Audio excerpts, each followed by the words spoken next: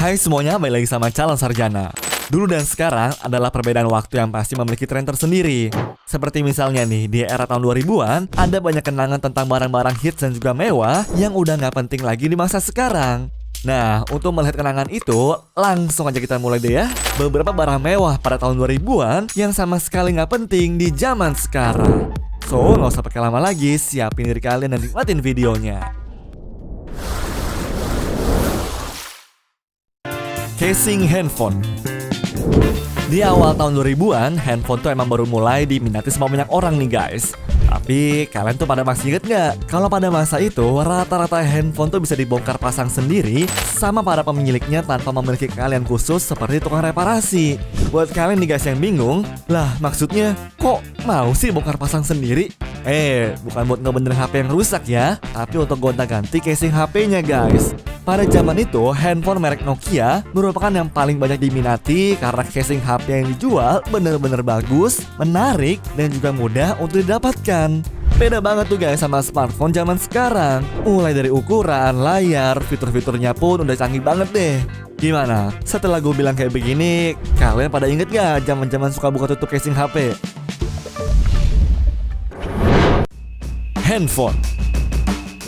Kalau zaman sekarang, HP tuh cenderung terkenal dengan fitur touchscreen dan juga kamera yang tajam. Di era tahun 2000-an mah, HP beda banget ya waktu itu. Bisa dibilang, tahun-tahun itu merupakan momen di mana handphone atau alat komunikasi legendaris muncul dan membuat tren di kalangan anak muda sekaligus orang tua. Bayangin aja, kalau dulu HP dengan kamera 1,3-5 megapiksel itu udah cukup bagus dan canggih buat ngambil foto. Sekarang mah, spesifikasi HP kayak begitu yang ada malah diketawain kali. Contohnya, dua merek ponsel terkenal di era 2000-an awal-awal seperti Sony Ericsson dan juga Nokia. Sebagai salah satu HP Nokia yang cukup sukses, Nokia 3650 muncul dengan desain yang unik dan juga kokoh serta memiliki memori 4MB yang diinginkan banyak orang.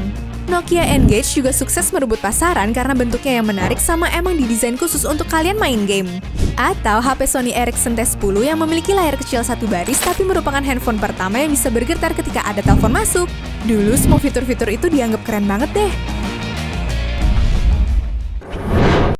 Game Boy. Pada tanggal 21 April 31 tahun yang lalu, Game Boy pertama kali dirilis oleh Nintendo dan bisa dibeli dengan harga 8.000 yen atau sekitar 1,1 juta rupiah. Pertama kali muncul di pasaran, game ini tentunya langsung laris dan diperkirakan terjual sebanyak 118,69 juta unit. Ya bisa dibilang sih Game Boy itu dulunya adalah permainan legendaris yang populer di era 90-an dan ngebuat banyak sekali anak kecil minta ke orang tuanya buat dibeliin mainan kayak begini guys. Kalau kalian ingat, permainan mereka tuh yang paling terkenal merupakan Puzzle Tetris, Super Mario Land, Baseball, Yakumen, dan juga Aleway. Ya walaupun Game Boy Advance SB menjadi permainan terakhir yang dirilis pada tahun 2003, tapi permainan konsol ini dulunya tuh terkenal banget loh. Setuju gak? Ya buat kalian nih guys yang dulunya tuh punya permainan ini, kira-kira masih disimpan apa udah dibuang tuh? Games. Yang namanya game di tahun 2000-an adalah hal mewah yang susah diperoleh. Biayanya mahal dan aksesnya juga terbatas pada perangkat yang udah ditentukan. Nggak kayak sekarang, banyak banget game yang bisa kita akses cukup lewat ponsel pintar aja. Tersedia di Play Store dan juga App Store. Bahkan untuk mengakses game berkelas, kita nggak perlu beli konsol khusus kalau emang punya komputer yang memadai. At least begitulah ya perubahan di zaman sekarang. Kalau dulu nih, tampilan grafik gamenya aja nggak seapik sekarang bos. Kemudian gameplaynya juga nggak rumit dan sampai menguras otak kayak permainan zaman now. Semuanya diciptakan dengan sangat sederhana. Misalnya aja game kayak Solitaire alias kartu remi ada di setiap komputer jadul. Terus ada Spaceball, Zuma, Pinball, atau mungkin Platypus. Bah, itu semua game-game kuno yang bisa diakses dalam PC zaman batu. Meskipun gamenya cuma begitu, orang-orang di tahun 2000-an tetap kecanduan loh guys. Mungkin untuk kalangan gamer di masa modern seperti sekarang, bisa-bisa depresi kali ya kalau harus memainkan game-game jadul tadi. Power balance. Sekitar tahun 2008, kalian pada inget gak nih guys kalau ada sebuah perusahaan yang katanya itu bisa meningkatkan performa kalian apabila memakai salah satu produknya bernama Power Balance. Sebuah perusahaan dari California, Amerika Serikat itu katanya tuh guys menemukan sebuah hologram yang bisa meningkatkan keseimbangan, fleksibilitas, dan juga kekuatan otot penggunanya loh. Jadi kalian tuh cuma tinggal pakai gelangnya mereka, terus nanti bisa mendapat manfaatnya secara langsung.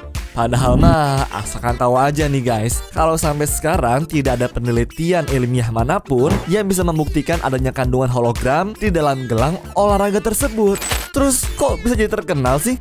Nah, mereka tuh guys menggunakan beberapa atlet terkenal untuk mempromosikan barang ini, sehingga masyarakat dan juga anak-anak muda yang ngeliat pasti langsung kepengen beli kan? Dengar-dengar juga sih, walaupun nggak memiliki manfaat yang signifikan, tapi perusahaan ini tuh mampu menjual 300.000 gelang di tahun pertamanya. Kepala kalian pusing gara-gara kebanyakan nonton YouTube? Aku ada produk terbaru loh. Coba deh kalian pakai obat. Tar dulu, kalian masih mau nge-skip kan?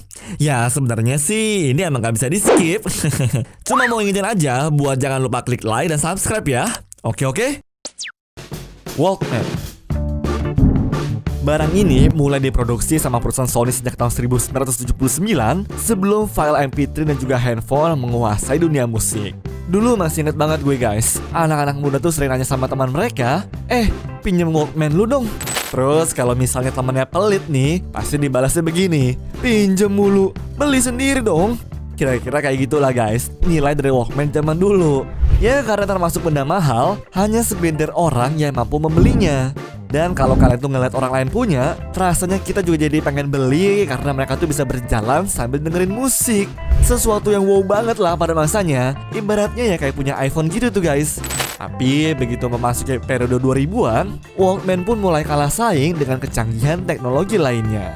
Pertama-tama, MP3 itu mulai merajalela dalam dunia musik, terutama untuk ponsel. Memang perusahaan Sony itu sempat berinovasi dari kaset tape, disk, bahkan file MP3. Tapi seiring teknologi HP berkembang dengan segudang fitur canggih terutama untuk mendengar musik, Walkman pun mulai terlihat nggak penting lagi guys. Ya terutama sejak produk Walkman MP3 disaingi sama iPod-nya si Apple. Ujung-ujungnya produksi Walkman pun berhenti di tahun 2010. SMS. Sebelum aplikasi chatting menyerang, SMS adalah pilihan kita semua para generasi 90-an. Fitur ponsel genggam ini mencapai puncak kejayaannya pada tahun 2000-an dulu. Kekurangannya cuma satu, ketika pulsa habis karena biaya per SMS sangat mahal. Cuma kalau aku inget-inget lagi, banyak orang yang selalu update tentang promo SMS dari operator. Misalnya kirim 10 SMS maka kamu akan mendapat 100 kali SMS gratis. Nah ini yang selalu dicari-cari sama para ABG zaman dulu guys. Biaya teleponan kan masih mahal tuh, jadi kalau orang mau PDKT pasti lewat SMS. Segala hal yang gak penting ditanyain mulu tuh, apalagi kalau dapat bonus SMS tadi. Karena ini juga lah banyak operator yang bersaing dengan cara memberikan biaya SMS paling murah. Bahkan dengan model keyboard jadul yang satu tombol bisa berisi 3-4 huruf, orang zaman dulu tetap enjoy karena mereka udah hafal betul tanpa harus ngetik sambil lihat. At least begitulah ya dulu sebelum BlackBerry tiba dan smartphone mulai bermunculan, aplikasi chatting pun mengalahkan SMS yang udah ketinggalan zaman guys. Tamiya. Satu-satunya mainan yang paling gue inget nih guys, paling seru dan juga mesti punya di tahun 2000, ya mobil Tamiya lah. Generasi zaman sekarang mah mungkin menganggap mainan ini tuh sebagai bahan olok-olokan aja. Tapi perlu kalian tahu nih, dulu Tamiya tuh adalah mainan yang paling mahal yang cuma bisa dimiliki sama anak-anak orang kaya guys. Memang hampir semua anak pasti punya mobil Tamiya, tapi hanya segelintir orang saja yang memiliki Tamiya original dan juga berkualitas. Biasanya merek Audi itu adalah incaran orang-orang tajir yang pengen punya Tamiya bagus, tapi yang nggak punya duit dan cukup sanggupnya beli Tamiya merek abal-abal. Mesin dinamonya pun juga merupakan hal yang paling penting tuh guys, dan akan diperhatiin sama para pecinta Tamiya. Yang punya duit pasti akan membeli mesin Super Dash dari Tamiya originalnya. Dan buat yang punya duitnya pas-pasan, dirakit sendiri dah tuh dinamonya entah dari mana. Lalu hal paling seru yang gua inget pas punya Tamiya tuh, kita bisa mengcustom warna bodinya sendiri, mengganti stiker, mengganti ban, mengganti baterai, bahkan memperbaiki kerusakan di dalam mesinnya. Udah berasa jadi mekanik aja kan? Makanya itu guys, walaupun bisa ngabisin sampai jutaan rupiah, para penggila Tamiya sama sekali nggak pernah peduli. Yang penting Tamiya mereka tuh bisa lebih hebat dan juga jago daripada punya temennya. Anyways, cukup sampai di sini ya guys video hari ini. Sampai jumpa di video selanjutnya. Dah.